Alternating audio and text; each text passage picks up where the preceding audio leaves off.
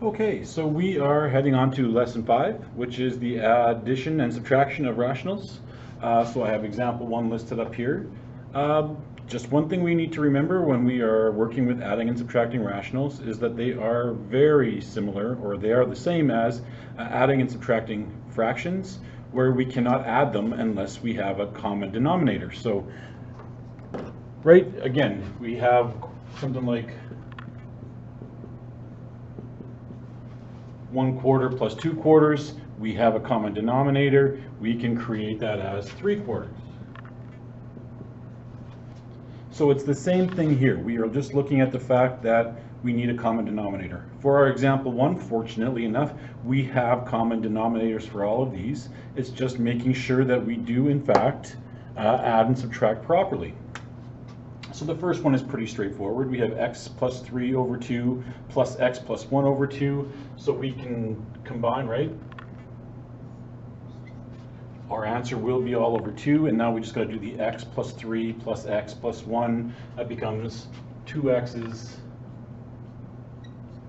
plus 4. So 2x plus 4 over 2, and we always got to remember to simplify as far as we can go if that case comes up. Here we have 3 terms, a 2x, a 4, and a 2. They are all an even number, so that means they're all divisible by 2, so we can keep this the same value, divide everything by 2, simplify.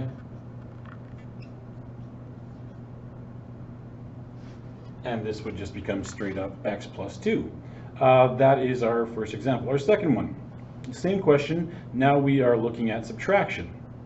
And what we always have to remember with subtraction is we have the x plus 3 over 2 minus x plus 1 over 2. And we got to remember that there's the implied brackets, is what I like to call them. So we have that fraction line, right, which extends all the way through x plus 3. So that means those x plus 3 is technically together in a clump in brackets. X plus 1 is got that fraction line. So again, it's telling us that these are all acting together, behaving together. Essentially, it's like they're in brackets. So now if I'm looking at x plus 3 minus x plus 1, I do have to say it's minus x and minus the 1. So don't get confused. This is just like doing our grade 9 polynomials, and this will help us along. So we still do have that common denominator. Now I have x plus 3 minus x is going to take away, no x's. I have the 3 minus 1, so that's going to be 2 over 2. Yes, that can simplify as well, and my answer will straight up be just 1. So again, I'll just go through these. The next one's a little quicker, so we are familiar with. So I have x minus 1 over x plus 1 plus 3x plus 1 over x plus 1. Again, common denominators, I just add. X here, 3x's here, that is 4x's total, minus 1 plus 1 cancel off, and I have this all over x plus 1. So that is a straightforward question. Now when we get to something a little more complex like this, we have a trinomial, subtract, binomial. With addition, subtraction, we do want to leave it in this form first. We want to get one solid answer. If it's still in the trinomial state, an x squared plus ax squared plus bx plus c, then we would factor it down for our final answer. So common denominator, yes. I have an x squared, so an x squared plus 6x plus minus 7. Again, this is, I'm going to have to subtract both of these. So I have the 6x subtract the 3x, which will give me 3x. I have a negative 7 subtract a negative 8, which would give me plus 1. Then I have an x squared, which is going to stay our denominator, x squared. So x squared plus 3x plus 1. Can I simplify this any, right? Two numbers that multiply to make 1, but add to make 3. We don't have an answer for that. So this is as simplified as it's going to get right now. And this one is in fact done. So that is just adding our rationals with common denominators. So of course our next topic is going to be what happens if they're not common denominators. I'll reset and we will take a look at that scenario. Okay, for our second example, we are going to be looking at finding the lowest common denominator between terms. This one can be a little tricky when you first do it, and I even find it trickier just to do it in this context alone, just looking for that lowest common multiple. If you do have a little problems with this one, take a look at examples like 3, 4, and then come back to this one and see if it makes sense. Because like myself, I found when I looked at example 4 first, and then I came back, this made more sense. But I will do my best to explain what we're doing right now here, as we are looking for the lowest common multiple between two sets of terms, much like we would do with fractions. So if I had an x and an x minus 4, what was the lowest common multiple going to be? Now this one is going to be a little tricky because they don't really have too much in common right now. We have an x all alone and an x minus 4, so we can find lowest common multiples. Again, if you have, say, like the numbers of 2 and 3, and you want to find the lowest common multiple, you can multiply them together. 2 times 3 is 6. Is that the lowest common multiple? Yes. And a lot of times it will be, but it won't always be.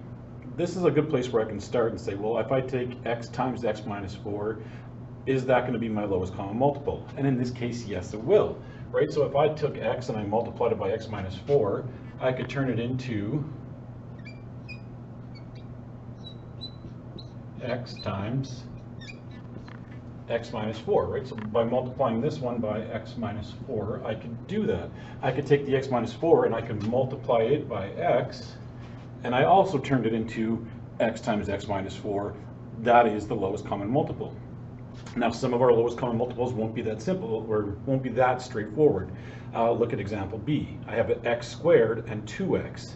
If I multiply them together, I can make them both become 2x cubed, and that is in fact a multiple, but it's not the lowest common multiple. So what am I going to have to do to get these two to be similar, right? All I'm looking at here is the x squared and the 2x. This one is definitely missing a 2. So if I multiply x squared by 2, I can turn it into 2x squared. Let's take a look at 2x squared. Can I multiply it by anything to make it 2x squared?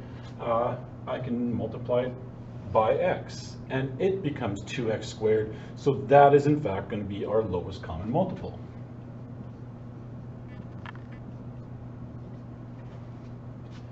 I found that these ones actually become a little easier. Now when we're looking at something that looks more complicated, it actually is easier, and it might help explain a little more here. So I have two factors, an x squared minus 9 and an x minus 3. This is not written in simplified form, so that doesn't help me at all. So the first thing I'm going to do is factor the x squared minus 9, and I'm going to turn that into x plus 3 times x minus 3. That is going to be my first term. And then the second one, if I'm looking at, I have an x minus 3 there, can I turn this x minus 3 into this one in any easy ways? And I can, just by multiplying it by x plus 3. So now I have an x minus 3 times x plus 3. That is already written here. So I have already written, and I'm just going to erase this 4, that becomes my lowest common multiple. X squared minus 4x plus 4, we got to do a little factoring. I'm going to go below on this one. So if I factor this one, what I'm looking at here, x minus 2 times x minus 2, and then I'm looking at x squared minus 4, which is also can be factored. So, and this one becomes x plus 2 times x minus 2. Now the way I like to think of these as well, if this helps, is when I'm trying to find the lowest common multiple, I have two x minus 2's here. I have an x plus 2 and an x minus 2 here. What's missing from one to make it like the other? And if I just work with one at a time, how do I turn this one into this one? What is it missing? Well, this is missing an x plus 2. So I'm going to multiply this by an x plus 2. Now I have an x minus 2, an x minus 2, and an x plus 2. I have an x plus 2 and x minus 2. Can I make it match this side? Well, this one has 2 minus 2's, and this one has 1 plus 2. I need another minus 2 here. So if I multiply this one by x minus 2, now I have these in similar terms. So my lowest common multiple is going to be x minus 2 times x minus 2 times x plus 2.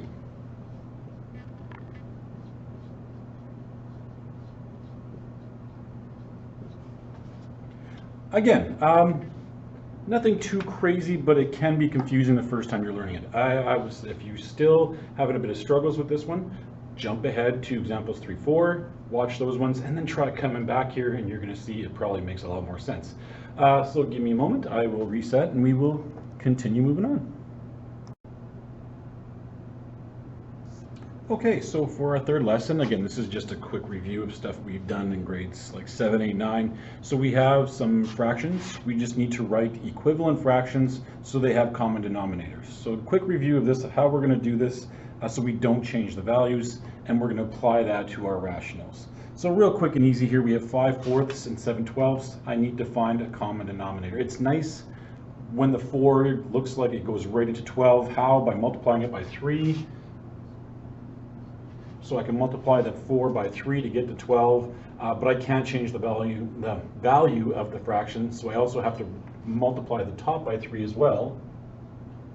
So if the numerator is 3 times bigger, the denominator is 3 times bigger, it's the same value. I can come up with our equivalent fractions are going to be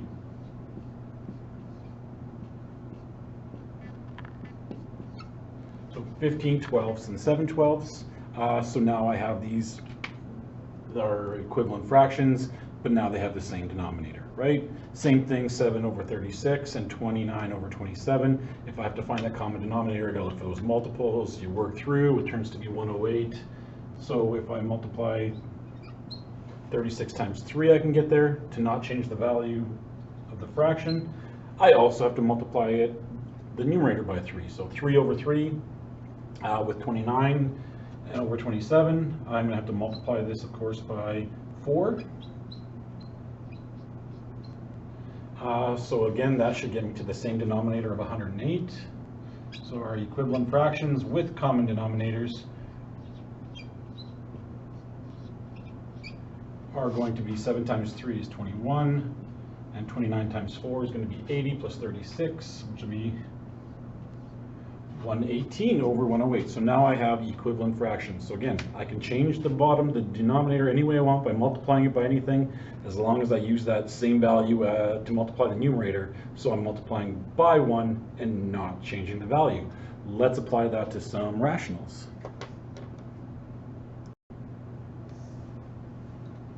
Okay, so the exact same question, only now we're looking at rational expressions.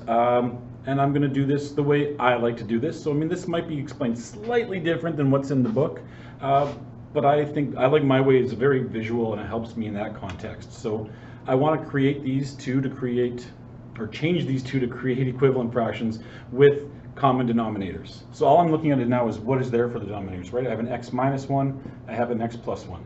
I have an x minus 2, and I have an x minus 1. So I'm going to look at what do they have in common. Those ones will be great. So they both have x minus 1, so that one's done. This one has an x plus 1, but doesn't have the x minus 2. So I'm going to have to add that x minus 2 in here just by multiplying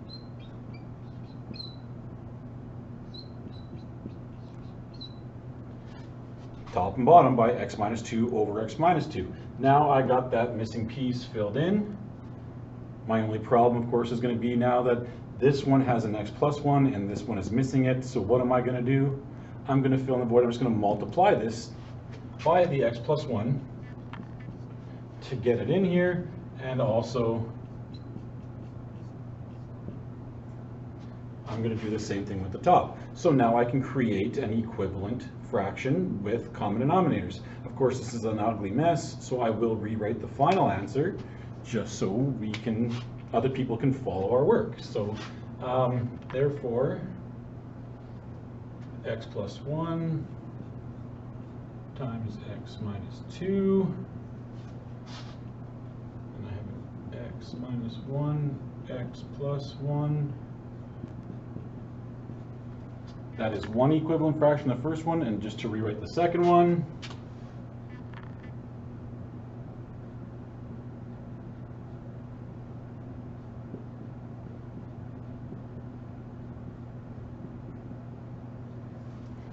and notice I rewrote the denominators to be in the same order, so it's going to go -1, +1, -2. That way they look identical when I'm looking at them, so I don't have to worry about like digging in to see if it's all there. I can tell by first appearance whether or not they're common denominators. Okay, so again, not as bad, lots of writing, but not as hard as you might think it would be. Here I got a little tricky thing happening. I have an x plus 3 squared and an x minus 7. So I want to take this and I say I'm going to write this out so it's a little more apparent. So just a quick little, okay, if it's x plus 3 squared, just so I'm not losing any pieces, I'm going to write in that there's two x plus 3's there. So this one's got two x plus 3's and an x minus 7. This one's got an x plus 3. So this one's got everything this one has.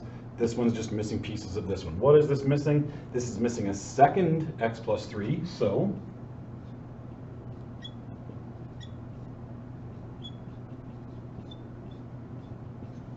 I'll multiply that in, so now they're equivalent. This one is also missing an x minus 7, and I can do the same thing. I can multiply that one in.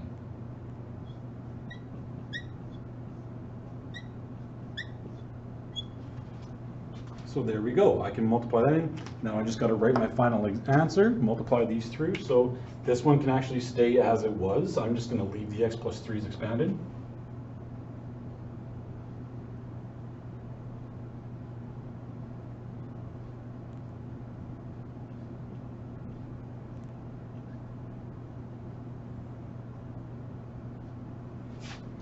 And now I just got to rewrite this one in a nice clean manner.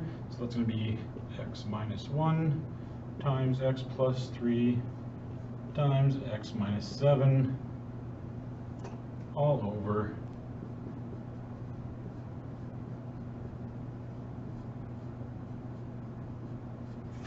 x plus 3, x plus 3, x minus 7. Now you can see by looking, I have similar denominators. I could in fact add these together. So that is going to be our equivalent fractions, common denominators. The final example, of course, is going to be working through some problems involving this and simplifying for our final answer, and that is it.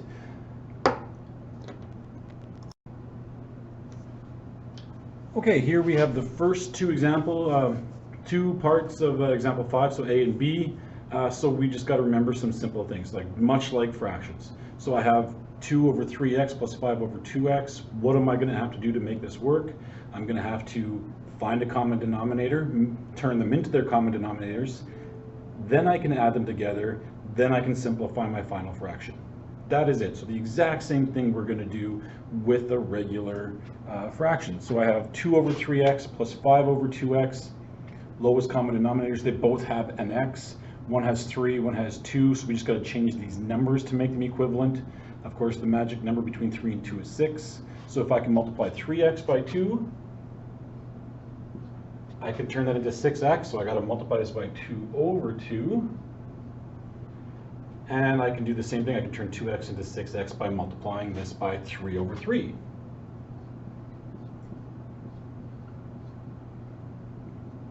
Right, and I'm going to show all my work along the way. So 2 times 2 is 4 over 6x plus 5 times 3 is 15 over 6x. Now I have common denominators. I can add the 4 and the 15 equals 19 over 6x. And can I simplify this any further? No, I can't. That is a completed question. So we take something that's got a little more oomph to it. I like how they just jump straight into this. Now we have the 2 times x squared minus x plus 3 over x squared minus 1. Again, I can't do anything with this yet because it's still written in full out form. We got to factor first to see what pieces we need that we have there. So I can rewrite this as 2 over, so the x squared minus x, I can divide an x out of that. So x times x minus 1. I can add to this the 3 x squared minus 1 difference of squares. So x plus 1 times x minus 1. Now the problem with this one I'm going to look at is the fact that I have, Did I? No, I was nothing. So I have the x here, I have an x minus 1, I have an x plus 1, an x minus 1. So now I want to look at how do I make these equivalent. What I should have done, actually, what I'm going to do real quick is just a straight, usually when you learn to do these as you're going, I'm going to leave a little more space so I can work with this in here.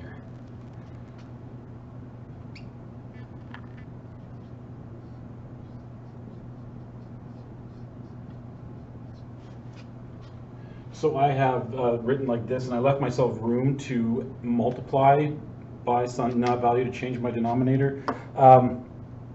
So what I'm looking at here is this has an x and an x minus 1. This has an x plus 1 and an x minus 1. So again, the x minus 1s are taken care of.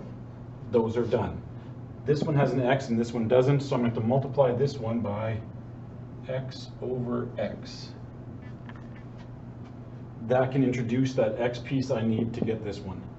This one has an x plus 1 and this one doesn't, so I need to introduce that one. So again, you can imagine what I'm going to do is I'm going to introduce it through multiplication, but again, top and bottom. So now I have this and it looks a little sloppy, and I'm going to run out of room.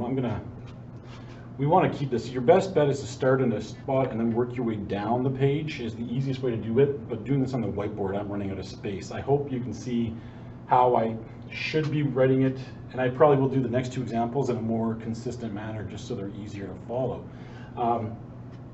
So I'm going to move down, so we'll rewrite these. So 2 times x plus 1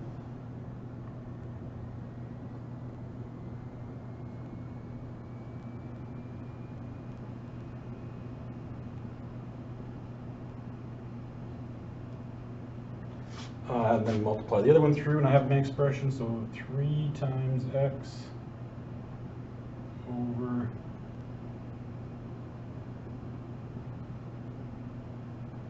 and I should have written this. Yeah, I got all the pieces. I'm going to write this again, like I said, in a similar format to what I did the first one, just for clarification purposes. So I'm going to put the x at x, the x minus 1. So if they look identical, then you can tell they're identical. Now I just got to add these together. Now they have common denominators, I can add them. I have to add a 2 times x plus 1 plus 3x. So I will have to expand this. Let me just move this out of the way. So 2 times x plus 1 is going to be 2x plus 2 over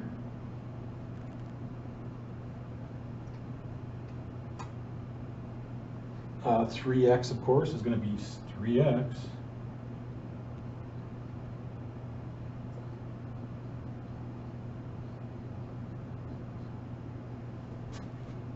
Now that I can add these together. See, this is what I'm talking about. I should have wrote this all straight down, made more room. I apologize. Because now I have to go one more step. Again, I ran out of room. Now I got to shift over again, and it's just, it is ugly. So we will avoid that. I will not do this to you again in any other questions in the future. So we're looking at 2x plus 2 plus 3x. So that's going to become 5x plus 2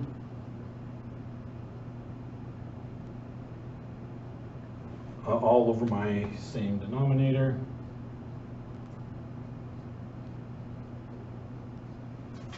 Can I simplify that in here? The 5x plus 2 cannot simplify anymore. There is no common pieces for factors for 5x plus 2 or below the denominators. So that is as far as it goes. That is the final answer for this one here. I will reset. So this time I'm just going to set up question C on the board and we'll work through that one. And then we'll have question D and we're ready for the assignment after this. So give me a moment. So I have 5C written on the board here. So 3 over x plus 3 plus 2 over x minus 3. Subtract 4x over x squared minus 9. Look for our factoring first, right? So we want to factor this so they're in pieces so we can easier to identify which factors are there. Then we're going to make sure we have common denominators. So is this factored all the way? I have an x plus 3, an x minus 3, an x squared minus 9. That's the one that I'm going to have to look at fixing. So I'm going to rewrite this. And again, I'm going to leave myself some spaces on this first time writing it. So if I do have to multiply in a value for a denominator, I have room for it. So here we go.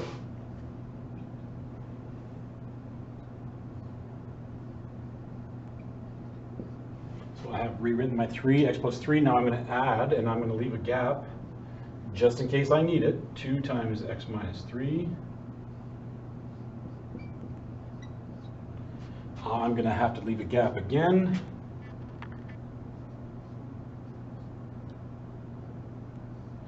And of course the x squared minus 9 is going to become x plus 3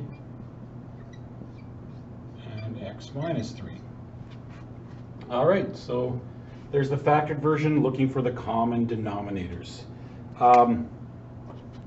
So I have an x plus 3 missing an x minus 3. I have an x minus 3 missing an x plus 3, and I have the one that has all the pieces of both.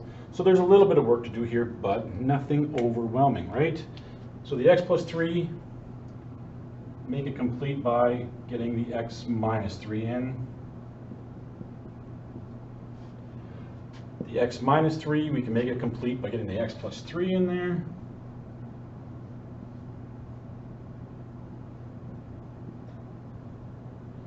And this one's got all the pieces it needs, so it's good to go. So again, now that this is going to be written properly and it'll look much prettier, you can see, I will move it down to the next level. So I want to multiply all these through so they're in pieces that I can add together. So I'm just going to multiply my 3 times x minus 3 over here. So this is all going to be over x plus 3. So I may as well multiply this through on my way down now. So 3 times x minus 3 becomes 3x minus 9. To this I'm going to have to add, this is going to be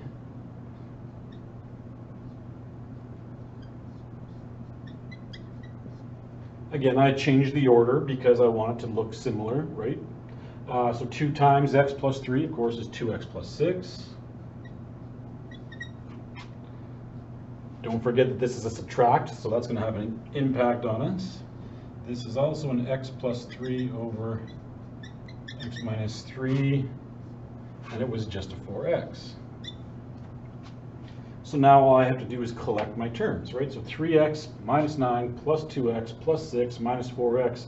So 3x's plus 2 is 5x's, minus 4x's is 1x, so x. Negative 9 plus 6 is going to be minus 3. So I have an x minus 3 over x plus 3 times x minus 3. Can I simplify? Well, as it turns out, yes, I have an x minus 3 over an x minus 3. So of course, that can cancel off. And this will take me to a 1 over x plus 3 as my final answer. So again, it looks more complicated than this. Once you get the feel for it and the pattern going for it, you can actually start to roll through these really nicely. But just be aware, because one small mistake early on and that'll trickle down into your answer. So make sure you are doing your factoring carefully, paying attention to what you're doing. Okay, last example coming up and we will be done. Okay, yay, we made it to our final example. Nothing different here, only one little glitch they put into this one on us is the same thing we had to do in the previous assignment over and over again. So that was it. It was just a good flashback. Stuff like this does show up often when you're working through rationals, so I understand why they put it in here. Start factoring, let's do that. X squared minus 4, of course. Wow, I'm trying to write this in a hurry and I wrote x2.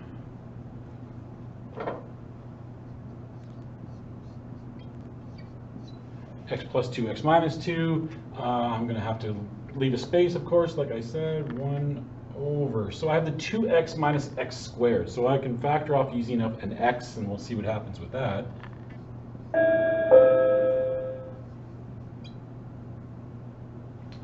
My brain can't work. That's the bell's fault. That's what if you're watching this, that was the bell that made me make the error. So take out the x to 2 minus x.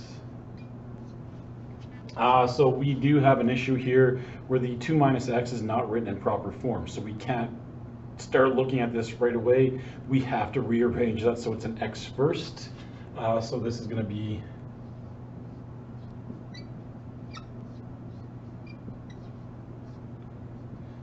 So I'm going to take this 2 minus x and I'm going to rearrange it, right? And it's going to become negative x plus 2. Then I have to divide out the negative 1. So I'm taking a shortcut here. I'm hoping that, I said, if you worked through the assignment 2.2, you would have seen this over and over again. So you would understand, right? So I pull out a negative here because this is going to become negative x plus 2. Maybe I'll write that in a different color just so it stands out a little here. So that's going to become x times negative x plus 2. I want to divide out the negative 1 to make this, of course, my lead coefficient positive. So the negative 1 is going to make that a negative x times x minus 2. And that's what I'm going to end up writing down here.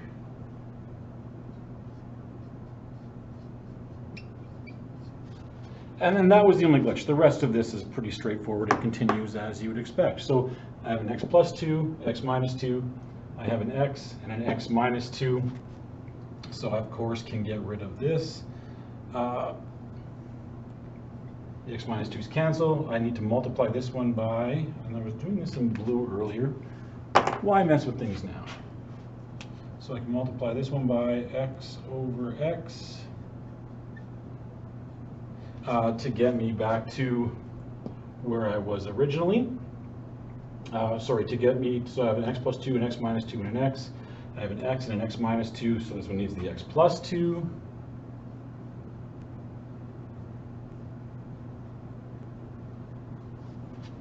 And now I can multiply these through, and I can get this. So I rewrite this, and it's going to become so the 2 times x, so 2x over, so I have the x plus 2, x minus 2x, so I'm going to rewrite this as x plus 2, x minus 2. Again, so then I'm adding, which there's going to be that negative 1 on there, so I'm adding a negative, so I'm going to be subtracting whatever happens here. Lots of ways you can rewrite this. This is the way I choose to do it, but be a heads up. So adding a negative, so just subtract. 1 times x plus 2 is x plus 2. And again, this is going to be over x times x plus 2 times x minus 2. So now when I'm looking at this, I can take 2x minus the x plus 2. Again, remember, this is in brackets, so I have to subtract an x and subtract the plus 2. So this will be 2x minus x is going to be x plus 2 over x times x plus 2 times x minus 2. And then again, if I'm in fully factored form, I might see something else I can do here, and I'm going to run out of room and have to go sideways again. But I have the x plus 2 in the numerator. I have an x plus 2 as a factor in the bottom, so those will in fact zip cancel each other out. So I will end up with a value, final answer, of 1 over x times x minus 2. So that's the final answer for the example for 5D. Hopefully this will help you through. Send me any emails or make any phone calls if you have any further questions. Good luck working through the learning activity. Good luck working through assignment 2.3. And keep in mind that there is one more lesson that was part of a different module. So there is a lesson 6 on looking at rational equations, and then there will be an assignment 2.4. Those will be found on Edmodo now. If you have any problems getting access, just let me know and I will try and get you copies. Best of luck.